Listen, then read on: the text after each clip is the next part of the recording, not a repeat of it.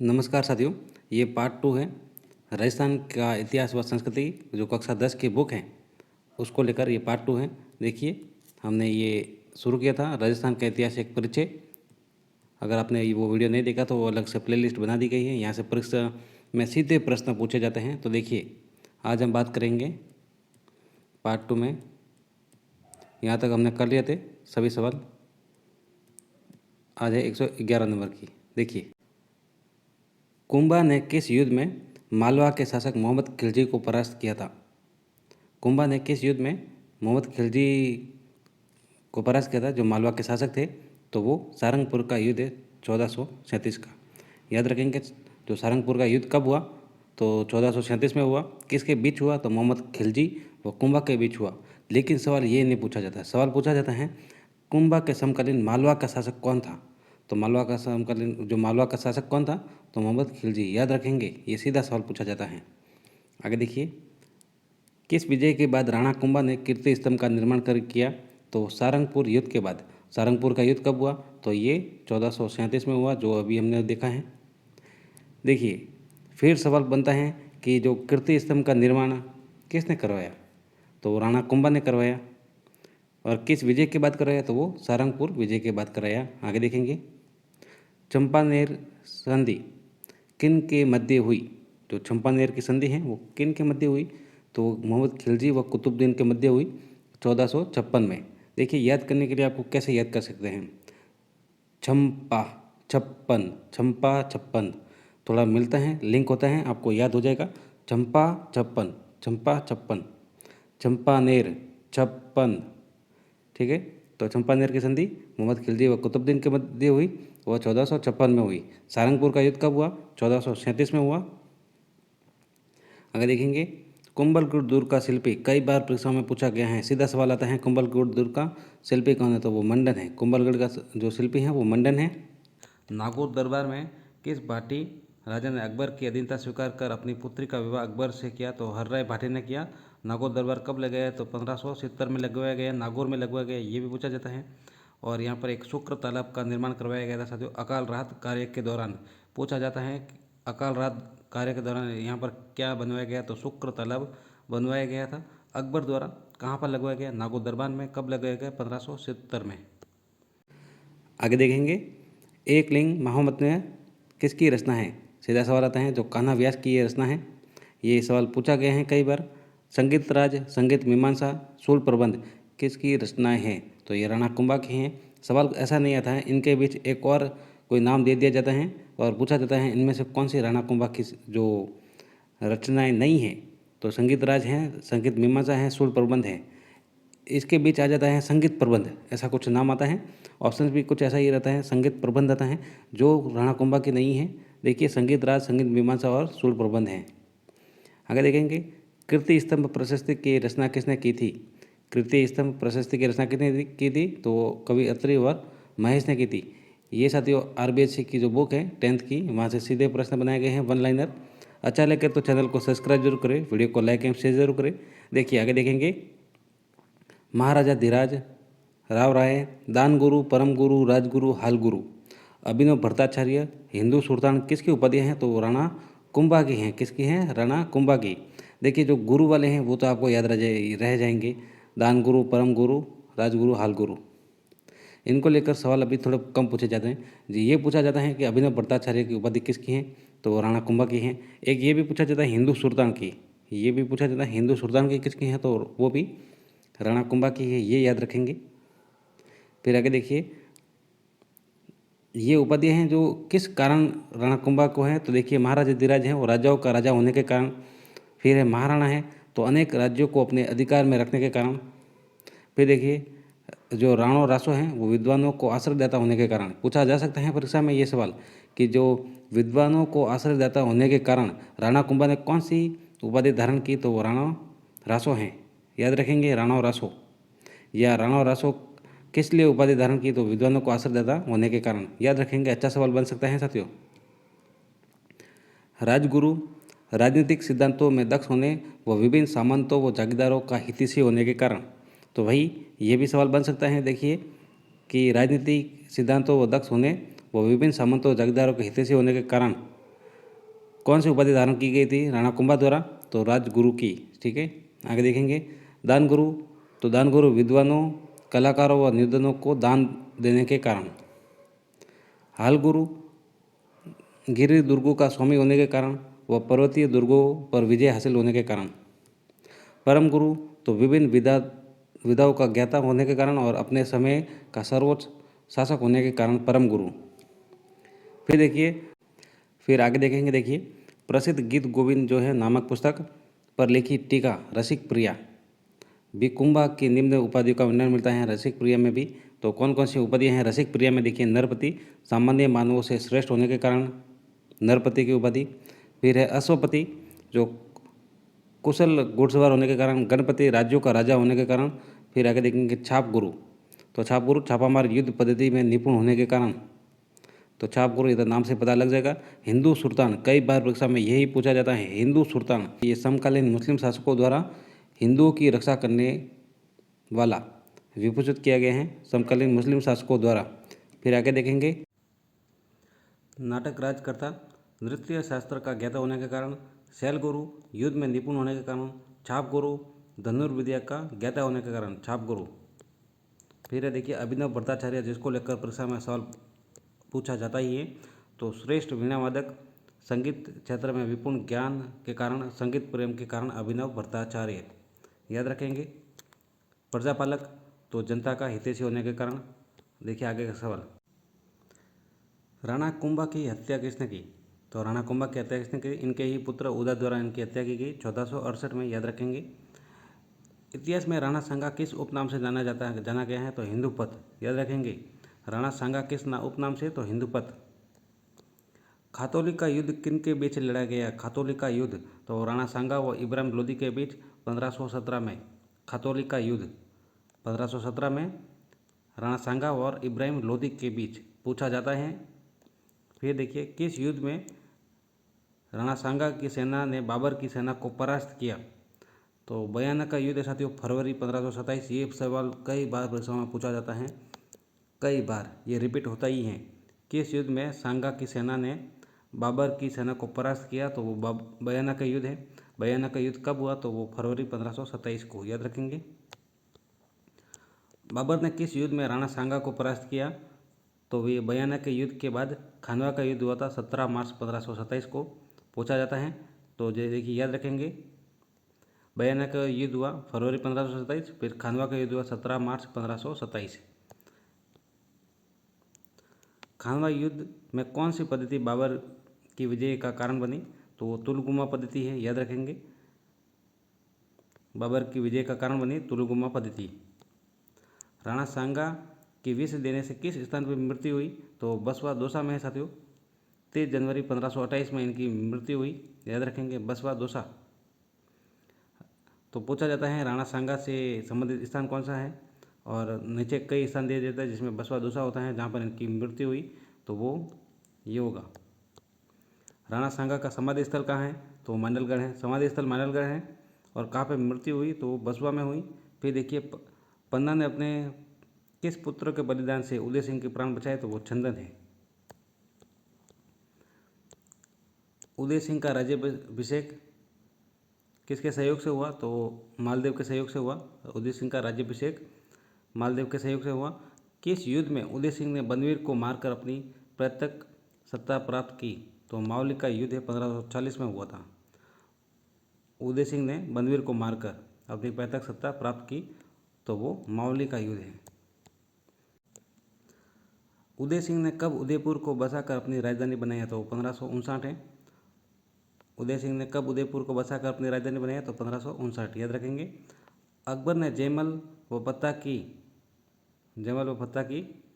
वीरता से मुग्ध होकर उनकी मूर्तियाँ कहाँ पर लगवाई? तो आगरा किले के द्वार पर लगाई थी। याद रखेंगे। उदय सिंह ने अपना उत्तराधिकारी किसे बनाया? तो वो जगमाल को बनाया उदय सिंह ने।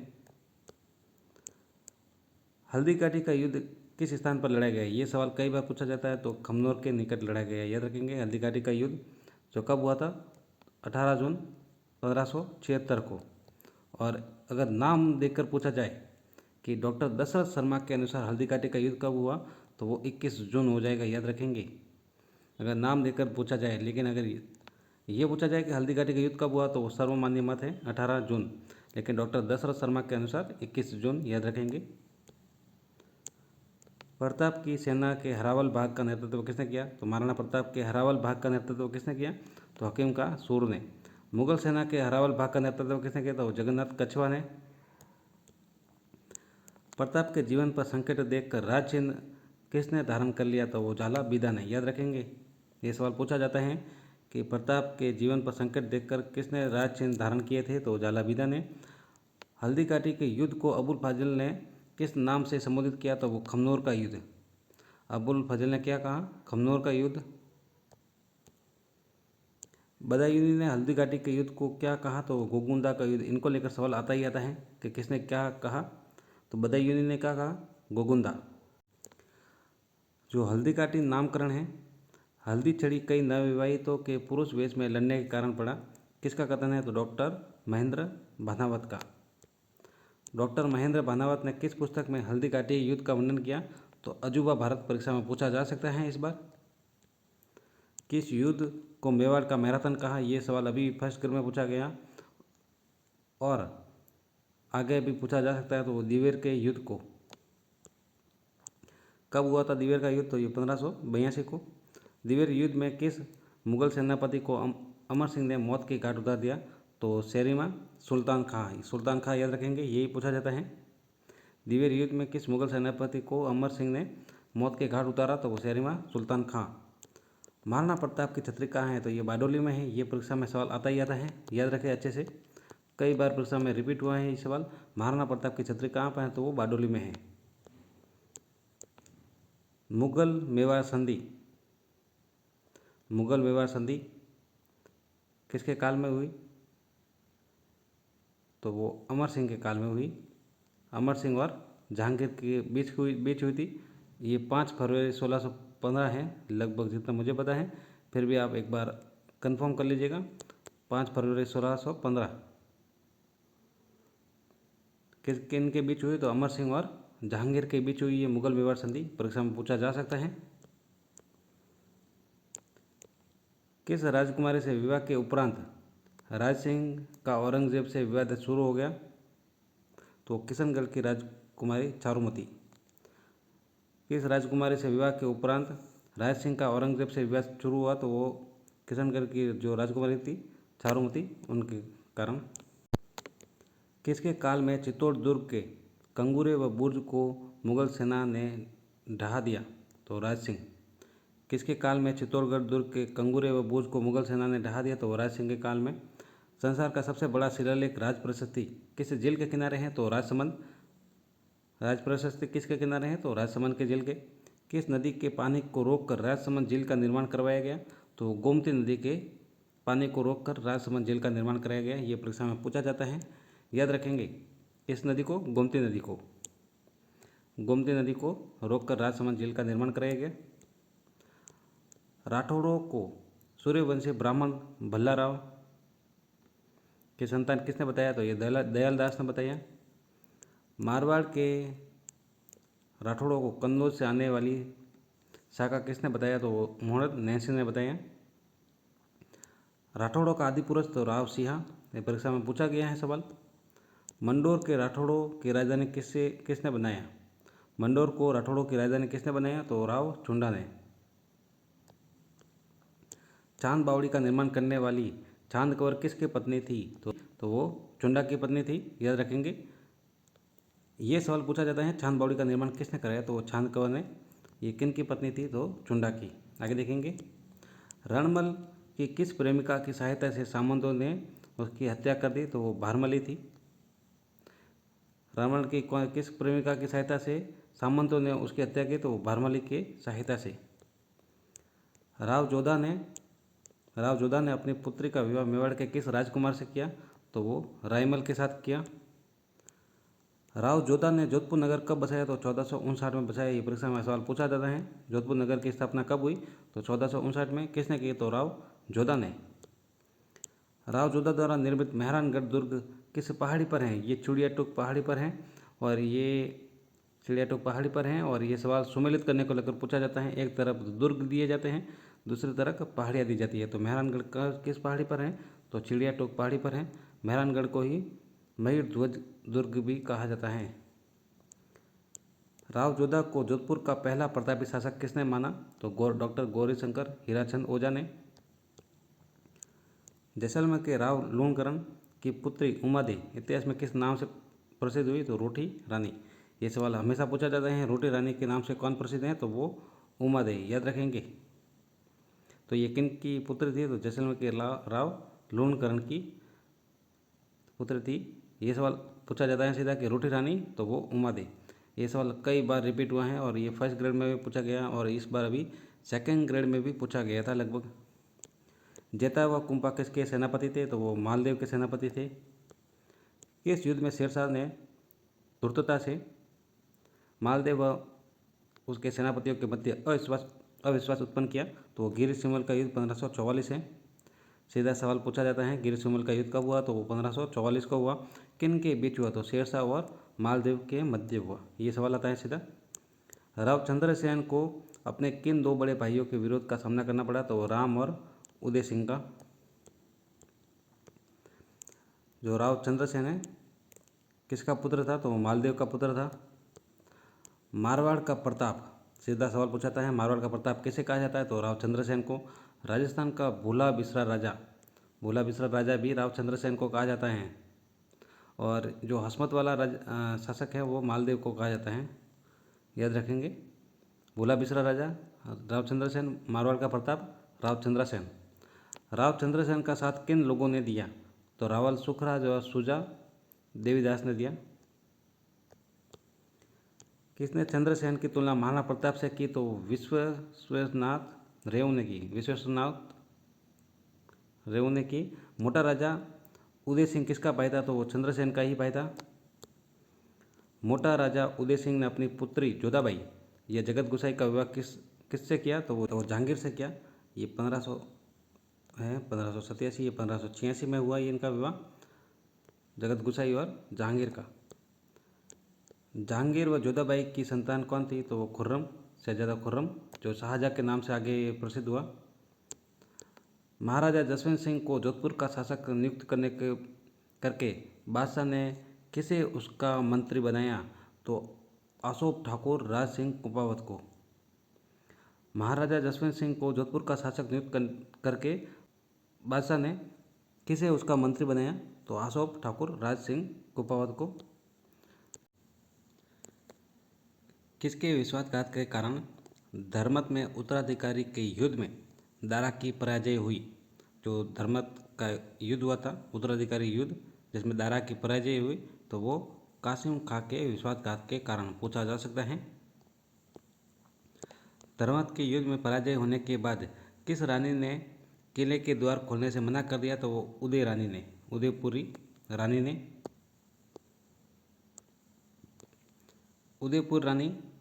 रानी के किले के द्वार जसवंत सिंह के लिए न खोलने की कथा को किसने मान्यता दी? तो श्यामल दास द्वारा दी गई ये मान्यता। मारवाड़ परगनारी विगत किसकी रचना है? तो मोहम्मद नैंसी की। ये फेवरेट सवालों में से एक है जो परीक्षा में सवाल पूछा ही जाता है, इंपॉर्टेंट सवाल। जो मारवाड़ परगनारी विगत है वो मोहम्मद नैंसी की रचना है, याद रखेंगे। ये इंपॉर्टेंट सवाल है, परीक्षा में सीधा पूछा जाता है। आगे देखेंगे, देखिए। सूरत मिश्र, नरहरिदास, नवीन कवि, बनारसी दास आदि किसके दरबार में थे? तो वो जसवंत सिंह के दरबार में थे।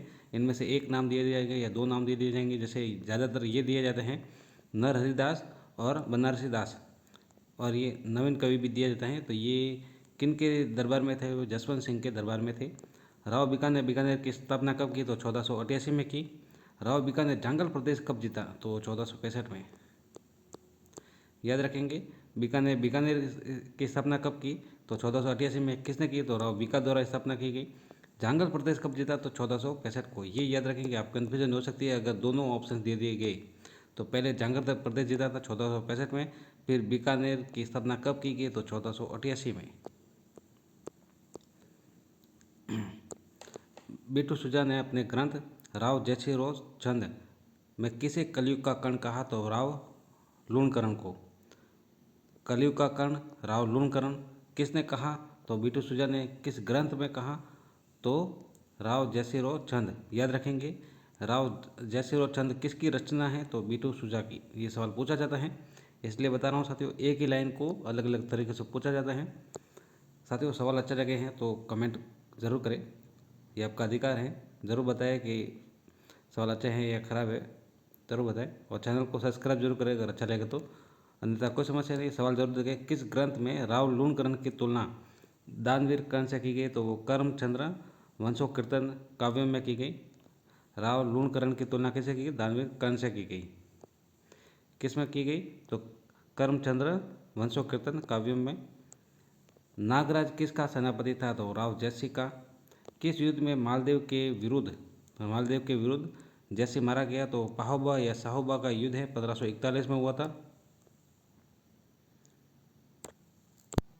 आगे देखिए, अकबर की अधीनता स्वीकार करने वाला पहला राठौर शासक कल्याणमल। ये सवाल पूछा जाता है परीक्षा में सीधा, आप ये ज़रूर याद रखें। ये ऐसा भी पूछा जा सकता है कि बीकानेर के पहले शासक, राठौर शासक जिन्होंने अधीनता स्वीकार की अकबर की, तो वो कल्याणमल है। ये पूछा गया है अकबर की अधीनता स्वीकार करने वाला पहला राठौर शासक, तो वो कल्याणमल। वैली कृष्ण रुक्मणीरी का लेखक पृथ्वीराज राठौड़। ये परीक्षा में सीधा सवाल पूछा जाता है। ये कुछ सवाल हैं जो साथियों हर बार रिपीट होते हैं, उनमें से एक ये भी हैं। वैली कृष्ण रुक्मणीरी के लेखक पृथ्वीराज राठौड़। किस राठौड़ शासक को अकबर ने महाराजा धीराज की उपाधि दी? तो वो राव राय सिंह को। मुंशी देवी प्रसाद ने किसे राजपूताने का कर्ण कहा? तो वो राय सिंह है, राव राय सिंह। राजपूताने का कर्ण कौन है? तो राव राय सिंह मुंशी देवी प्रसाद ने कहा, याद रखेंगे। किस गांव में सीमा विवाद को लेकर मतिरे की राड़ का युद्ध हुआ? तो ये जाखणिया गांव है, 1644 को हुआ। ये सवाल पूछा जा सकता है, ये इंपॉर्टेंट सवालों में से एक है साथियों। देखिए, जो मतिरे की राड़ का युद्ध कब हुआ? तो 1644 को हुआ। ये पूछा जाएगा किन के बीच हुआ? तो कर्ण सिंह और अमर सिंह के बीच हुआ। अगर ऐसे दिया जाएगा बीकानेर और नागौर के बीच हुआ तो भी सही है। अगर मतलब जिले देकर बताया जाए कि किन के बीच हुआ, तो बीकानेर वैसे नागौर हुआ। किस गांव को लेकर हुआ? ये सवाल पूछा जा सकता है, तो वो जाखणिया गांव का विवाद है, याद रखेंगे। 1644 में हुआ। 1644 में किस गांव की सीमाओं को लेकर? तो 1644 में जाखणिया गांव के विवाद को लेकर। आगे देखेंगे, मतेरी किराड़ का युद्ध किन के मध्य हुआ? ये देखिए, कर्ण सिंह जो बीकानेर के और अमर सिंह नागौर के, इनके बीच हुआ ये 1644 में। एक 1544 में युद्ध हुआ था, आपको याद हो तो, वो गिर सुमल का युद्ध था। सूक्त सप्तपदी किसकी रचना है? तो चिंतामणि भट्ट की है, सूक्त सप्तपदी। चिंतामणि भट्ट ने किसे जंगलदर बादशाह कहा? तो कर्ण सिंह को। सीधा पूछा जाता है जंगलदर बादशाह कौन है? तो वो कर्ण सिंह है, याद रखेंगे, जंगलदर बादशाह कर्ण सिंह। कर्ण सिंह ने किस ग्रंथ की रचना की? तो साहित्य कल्पद्रुम की। ये सवाल जो है साथियों सुमेलित करने को लेकर पूछा जाता है, जिनमें पूछा जाता है कि इनमें से कौन सा असुमेलित है। जैसे कर्ण सिंह की जो रचना है वो साहित्य कल्पद्रुम है, और इसके सामने कोई अलग दे दिया जाता है तो हमें बताना है कौन सा असत्य है। तो कर्ण सिंह की रचना कौन सी है? साहित्य कल्पद्रुम, याद रखेंगे। शोक सप्तपदी किसकी थी? चिंतामणि भट्ट की। कर्ण सिंह के दरबारी विद्वान गंगाधर मैथिली ने कौन से ग्रंथों की रचना की? तो कर्णभूषण व काव्य डाकिनी। इसको लेकर पूछा जाता है साथियों कई बार सवाल कि कर्णभूषण किसकी रचना है? तो गंगाधर मैथिली की है, याद रखेंगे, गंगाधर मैथिली की। और ये किन के दरबार में थे? ये भी पूछा गया है सवाल, गंगाधर मैथिली, तो वो कर्ण सिंह के दरबारी थे, याद रखेंगे। चौहानों को ब्राह्मण वंश से किसने माना? तो डॉक्टर दशरथ शर्मा ने माना। चौहानों को सूर्यवंशी किसने माना? तो डॉक्टर गौरीशंकर हीराचंद ओझा ने माना। चौहानों का आदि पुरुष कौन था? तो वासुदेव चौहान। बिजोलिया शिलालेख के अनुसार किसे सांबर जेल का प्रवर्तक माना जाता है? तो वासुदेव को। किस चौहान शासक को पृथ्वीराज विजय नामक ग्रंथ में वैरीघट की उपाधि से सम्मानित किया गया? तो गोविंद तृतीय को। ये सवाल अभी पूछा गया था, ये वन रक्षक में पूछा गया था शायद, या फर्स्ट ग्रेड में पूछा गया था। किस चौहान शासक को पृथ्वीराज विजय नामक ग्रंथ में वैरीघट की उपाधि से सम्मानित किया गया? तो गोविंद तृतीय। ये भी पूछा जा सकता है इस बार कि जो वैरीघट की उपाधि है किसकी है? तो गोविंद तृतीय की। किस ग्रंथ में है तो ये पृथ्वीराज विजय में है, याद रखेंगे। आगे देखेंगे, जो अजय मेरू नगर है वर्तमान में अजमेर, किसने बसाया? तो अजमेर चौहान, अजय राज चौहान ने 1113 ईस्वी में। अजय राज द्वारा चलाए गए चांदी व तांबे के सिक्के क्या कहलाए? तो अजय प्रियद्रम्भ। अजय राज के सिक्कों पर उसकी किस रानी के नाम का उल्लेख है? तो सोमलवती। अजमेर में आनासागर झील व पुष्कर में वराह मंदिर का निर्माण किसने कराया? तो अन्नोराज। ये सवाल रीट पत्रकारिता परीक्षा में पूछा गया था कि पुष्कर में वराह मंदिर का निर्माण किसने कराया? तो अन्नोराज ने कर पाया, याद रखेंगे। अजमेर में अनासागर झील व पुष्कर में वराह मंदिर का निर्माण, तो पूछा जा सकता है वराह मंदिर कहाँ पर है? तो वो पुष्कर में है। देखिए काफ़ी इंपॉर्टेंट सवाल साथियों। देवबोध व धर्मकोश नामक विद्वान किसके दरबार में थे? देवबोध व धर्मकोश तो अन्नोराज के थे। इंपॉर्टेंट सवालों में से एक, देवबोध व धर्मकोश नामक विद्वान किसके दरबार में थे? तो अन्नोराज के। दिल्ली पर अधिकार करने वाला पहला चौहान शासक तो विग्रहराज चतुर्थ। विग्रहराज ने किस नाटक की रचना की? तो हरिकेली नाटक की रचना किसके द्वारा की गई? विग्रहराज चतुर्थ के द्वारा। ये सवाल पूछा जाता है कई बार, इंपॉर्टेंट सवालों में से एक है ये सवाल। बिसरपुर झील का निर्माण किसने कराया था? ये विग्रहराज चतुर्थ द्वारा कराया गया। किसका काल सभाध्यक्ष का स्वर्ण काल कहलाता है? तो ये विग्रहराज चतुर्थ का काल जो है सभाध्यक्ष का स्वर्ण काल कहलाता है। अलाउद्दीन के वीर सेनापति थे। अलाउद्दीन किसके वीर सेनापति थे? तो पृथ्वीराज तृतीय के। पृथ्वीराज विजय किसकी रचना है? तो जयनायक की रचना है।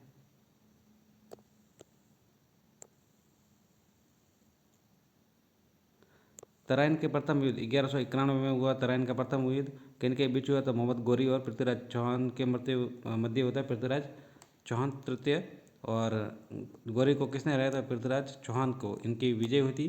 और वही दूसरा युद्ध जो तराइन का दूसरा युद्ध 1192 में हुआ, इसमें कौन विजय रहा था? मोहम्मद गोरी। द्वितीय में मोहम्मद गोरी विजय रहे थे। सहयोगिता व पृथ्वीराज चौहान की प्रेम कथा को किसने कपोल कल्पना कहा? तो डॉक्टर गौरीशंकर हीराचंद ओझा ने ये जो प्रेम कथा है उसको कपोल कल्पना बताया। सहयोगिता के अपहरण व विवाह की घटना का चंद्रबरदाई के अलावा किसने उल्लेख किया? तो अबुल फजल ने। पृथ्वीराज सहयोगिता प्रेम संगत प्रसंग को किन इतिहासकारों ने मान्यता दी? तो सीवी वैद्य व गोविंदनाथ शर्मा और दशरथ शर्मा ने।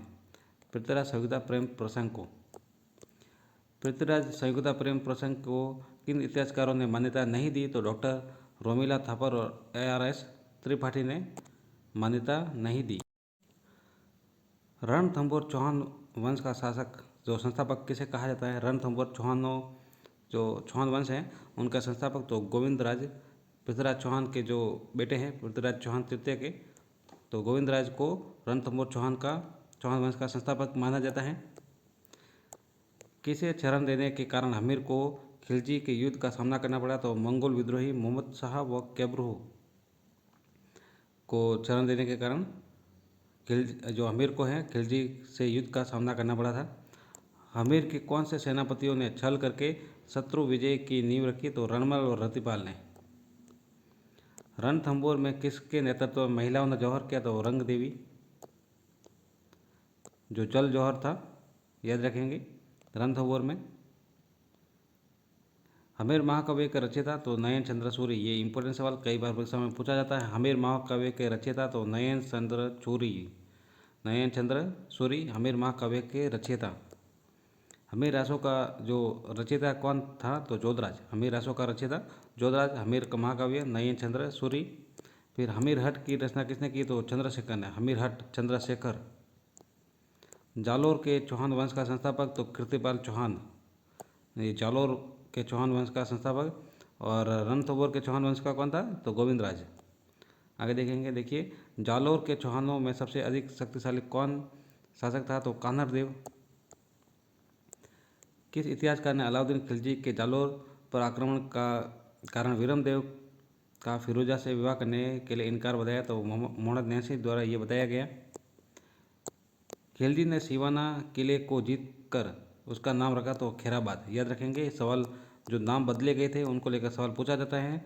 किसने बदला? तो ये मोहम्मद खिलजी, जलालुद्दीन खिलजी द्वारा। खिलजी ने खैराबाद किले का प्रतिनिधि किसे नियुक्त किया? तो कमालुद्दीन गुर्ग को।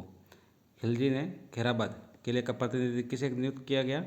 तो ये कमालुद्दीन गुर्ग को, जो सिवाना किले को जीता, फिर खैराबाद नाम रखा, उसके बाद वहाँ का प्रतिनिधि किसे बनाया? तो कमालुद्दीन गुर्ग को। किसने बनाया? खिलजी ने। किसके विश्वासघात से खिलजी ने कानर देव को परास्त किया? तो दहिया सरदार बीका। खिलजी ने जालोर दुर्ग को जीतकर उसका क्या नाम रखा? तो जलालाबाद। जालोर जलालाबाद।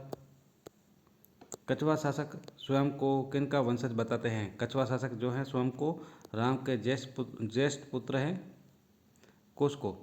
कुश का वंशज बताते हैं कछवा शासक, जैसे नाम से पता लग रहा है। कछवा की प्रारंभिक राजधानी क्या थी? तो दौसा।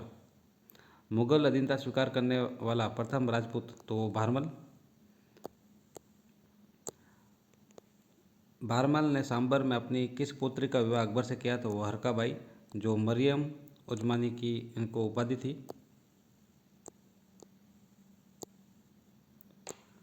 कौन सा मुगल सम्राट हरका बाई का पुत्र था? तो जहांगीर जो है वो हरका बाई का पुत्र था।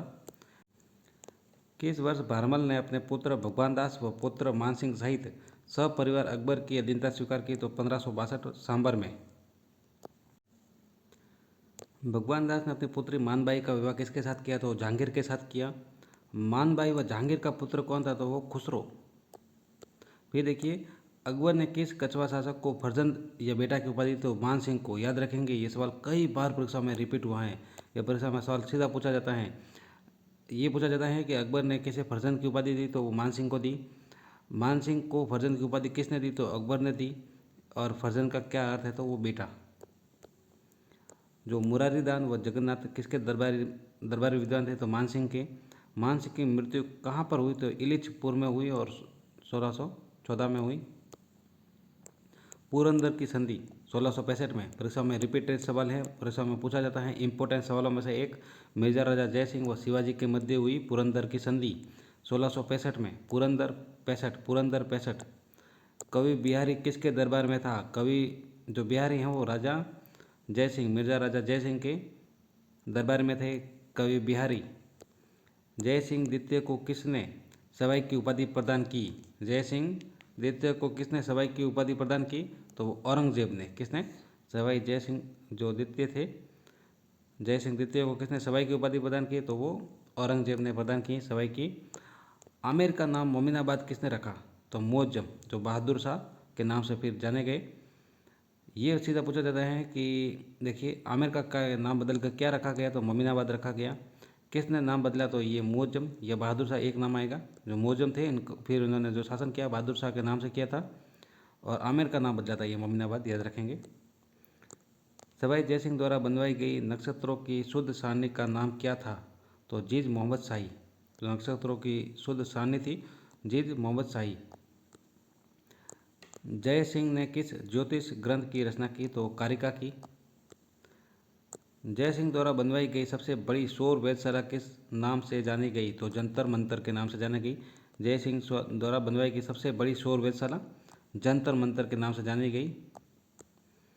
अश्वमेध यज्ञ कराने वाला अंतिम हिंदू शासक सवाई जय सिंह। परीक्षा में पूछा गया है सवाल, ये सवाल रिपीटेड है। अश्वमेध यज्ञ करवाने वाला जो अंतिम हिंदू शासक तो सवाई जय सिंह। सती प्रथा पर रोकथाम व विधवा विवाह को मान्यता देने हेतु नियम बनाने वाला पहला राजपूत शासक तो सवाई जय सिंह ही थे। नाहरगढ़ किले व जयबान तोप का निर्माण किसने कराया? तो सवाई जय सिंह ने। ये पूछा जाता है नाहरगढ़ किला कहाँ पर है, जयबान तोप कहाँ पर है? तो ये जयपुर में है। राजस्थान का कौन सा राजवंश स्वयं को श्री कृष्ण का वंशज बताता है? तो जैसलमेर का भाटी। भाटियों का नियमित इतिहास किसके काल में मिलता है? तो विजयराज के। फिर देखिए आगे, जो ये साथियों सवाल था कि जयबान तोप वो एशिया की सबसे बड़ी तोप है, याद रखेंगे। कहाँ पे है? तो जयगढ़ दुर्ग में ही है।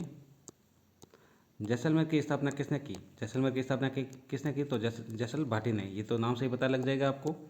तो कौन सा किला है ढाई शाखों के लिए जाना जाता है? ये सवाल पूछा गया है। तो जैसलमेर का किला, सोनार का किला, याद रखेंगे। सोनार का किला कहाँ है? तो जैसलमेर में है। एक है सुवर्णगिरी का किला। कौन सा? सुवर्णगिरी का किला, तो वो जालोर में है। सुवर्णगिरी जालोर में है। सुवर्णगिरी।